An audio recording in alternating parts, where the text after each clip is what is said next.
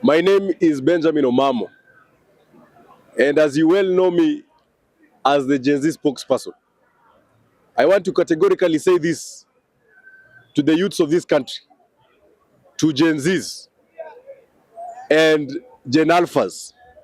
I want to tell you that change has come. It is time for us to change our country. It is time for us to change the politics, the paradigm shift in our country.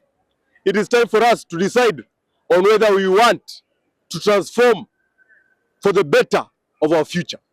And I want to say this, there are many people who are questioning on what political path are we going to take as the youthful nation of the Republic of Kenya.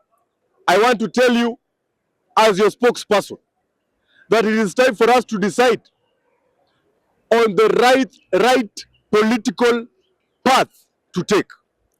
And I want to say this with a lot of confidence, that with regard to how we are seeing the political space and the dimensions of how politics is taking place, I am seeing none other than Dr. Fred Okengo Matiang'I, who has the political prowess, the political capacity, the political strength, the political muscle to transform this great Republic of Kenya.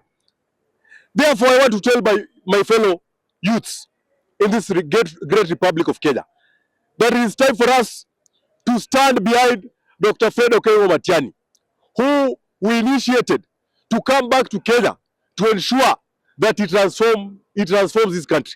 We saw how Dr. Fred Okengo Matiang'I improved the education sector while he was a cabinet secretary. We saw how Matiang'I was working while he was interior minister. Therefore, I want to tell my fellow countrymen, the youths in specific, that it is time for us to rally behind one candidate, one candidature, one seat by the name Fred Okengo Matiang'I. Therefore, I want to tell the naysayers, those who are opposing great leadership in this country, those who are telling us that there is no other person who has the political muscle to match them in coming up in 2027. I want to tell you that you have been caught unawares. We are going to rally behind Dr. Fred Okengo Matiang'I, and that is a candidate for the youths of this country. That is a candidate for Gen Zs, and that is where we stand. That is where we stand as the youths of this country. This time around, we are going to be on the table. We are going to be the ones who are going to dictate on what political direction our country is going to take. And I want to tell our elders, we respect you very much. We respect you for the growth you have given us, for the experience you have jeopardized in our lives. And I want to say this, in 2027, this coming general election, allow us to make the decision by ourselves, because you have been making a lot of decisions. Some of them have been good, others have brought this country to its knees.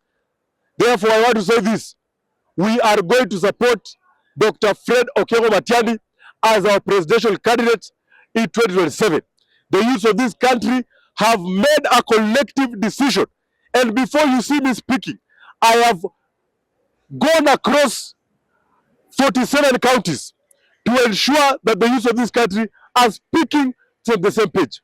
I cannot come here as a youth representative to speak on behalf of myself.